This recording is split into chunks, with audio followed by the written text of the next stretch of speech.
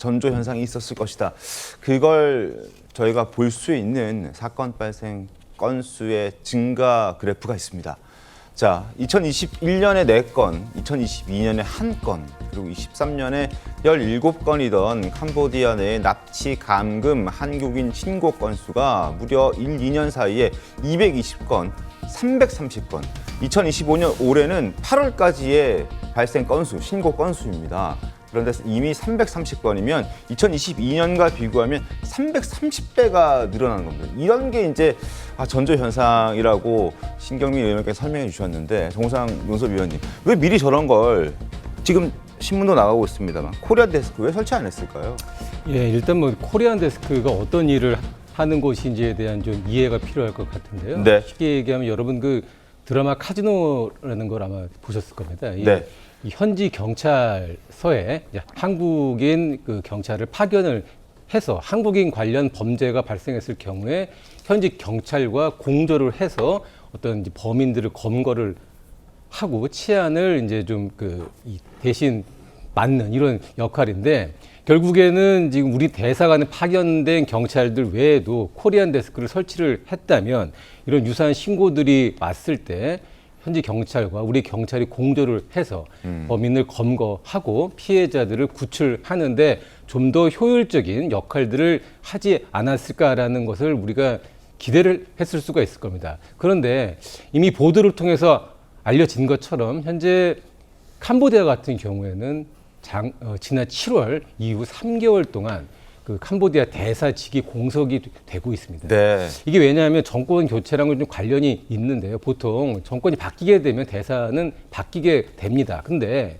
이런 경우에 지난 정권에서 임명했던 대사가 있고 새로운 정부에서 새로운 대사를 임명을 해서 이게 자연스럽게 교환이 되는 과정이 필요한데, 이번에는 후임자를 정하지도 않은 상태에서 지난 정권에서 임명했다는 이유만으로 대사를 사실상 국내로 불러들였거든요. 네. 그렇기 때문에 3개월 동안 대사가 없는 상태에서 뭐 코리안 데스크가 됐고 현지 파견 경찰이 됐고 제대로 된 기능을 하기가 어려웠을 겁니다. 네. 그렇기 때문에 지금 이렇게 뭐 1년에 300건이 넘는 납치 신고 건수가 있는 상황임을 알고 있는 상황에서도 3개월 동안 대사직을 공석으로 두고 이렇게 지금 피해가 발생하고 이 문제가 되니까 대통령이 뒤늦게 이 강력한 조치를 취하라고 하는 건 좀 국민들이 봤을 때 납득하기도 어려운 조치가 아닌가라는 생각이 듭니다. 알겠습니다. 장혜조 변호사님, 그리고 이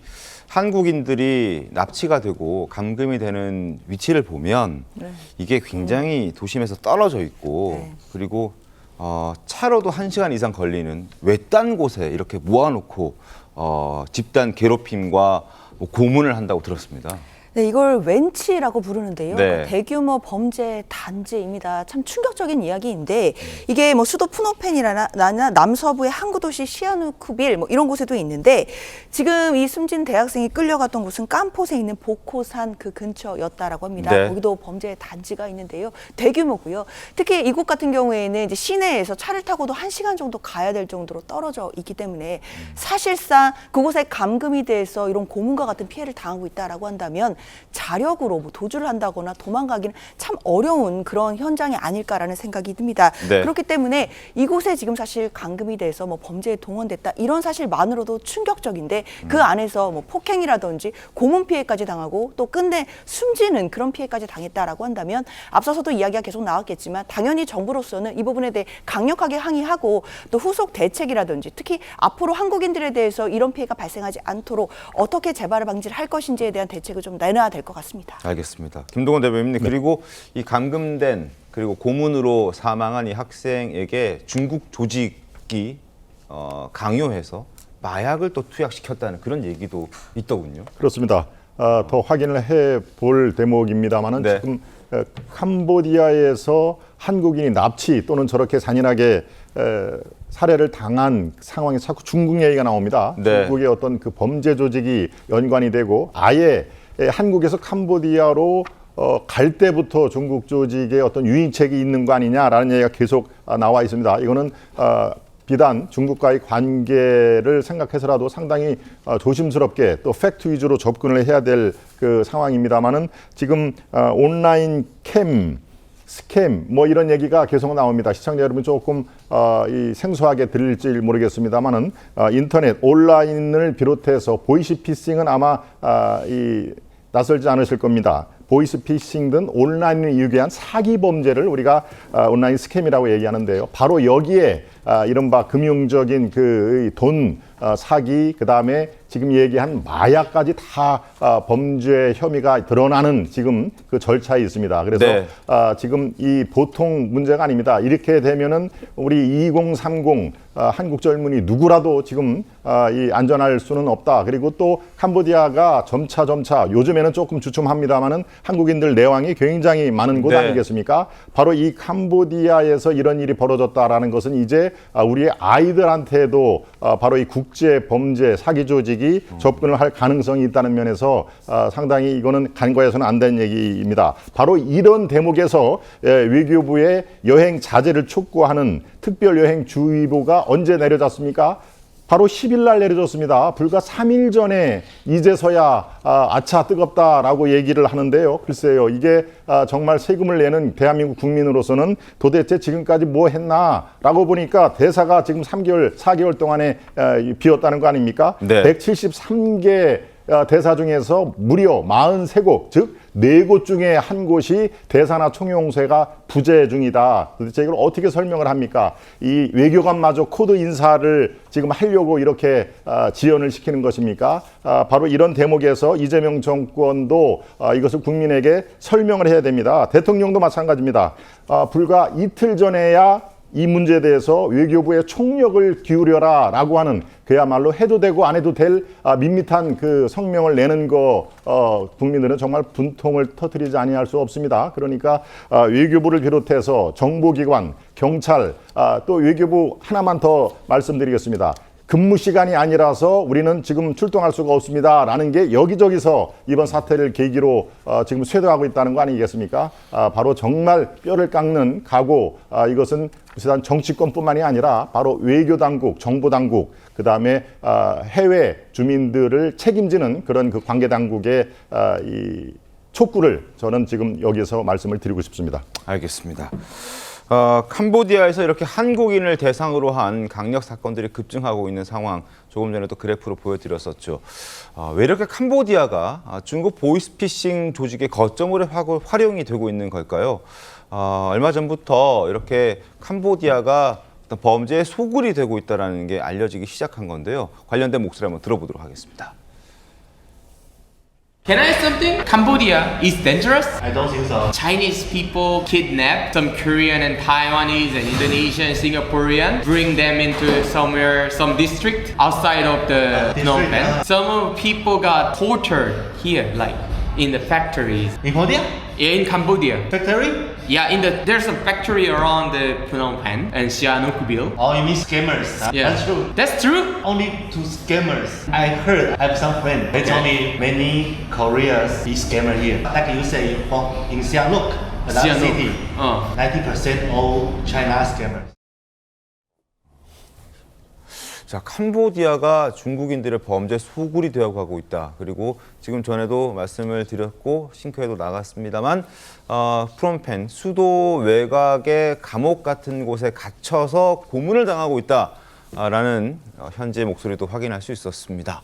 캄보디아 내 범죄 단지 밀집 지역을 지금 보여드리고 있는데 수도 프놈펜 주변에 푸르사, 코콩, 시아누크빌, 바베, 포이펫 이런 곳들이 지금 범죄 소굴이 되고 있다는 이야기입니다. 신경민 의원님, 캄보디아 어쩌다 저렇게 됐습니까?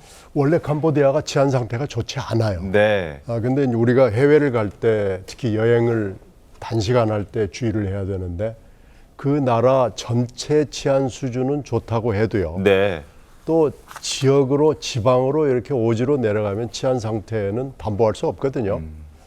근데 심지어는 이게 선진국도 그렇습니다. 네. 그런데 캄보디아처럼 국내 정세가 매우 불안정한 나라의 경우에는 그게 번화가도 어떤 때는 위험하고. 치안이 위험하거든요. 제가 필리핀 마닐라에 문재인 정부 때 특사로 간 경험이 있는데 네. 그때 그러더니 깜짝 놀랐어요. 마닐라에 굉장히 좋은 호텔에 들어갔는데 호텔에 메탈 도어가 있고 금속 네. 탐지기가 있고 그 호텔 직원이 잠깐 앞에 좀 나가겠다고 그랬더니 딱 잡아요. 나가지 마라.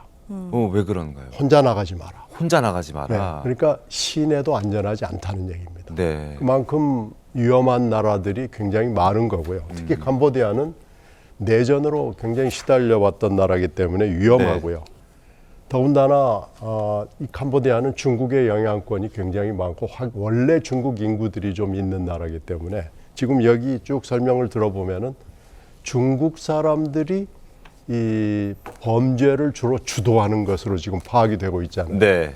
그러니까 캄보디아 사람들은 거기에 보면 고용이 돼 있는 거예요. 그래서 캄보디아 현지에서는 오히려 중국인들이 와서 가해를 하고 한국인들이 여기에서 피해를 당하고 해서 왜 우리나라에 와서 이러냐라는 여론도 있다고 그래요. 네. 그러니까 이 굉장히 조심해야 되는 나라 중에 하나입니다.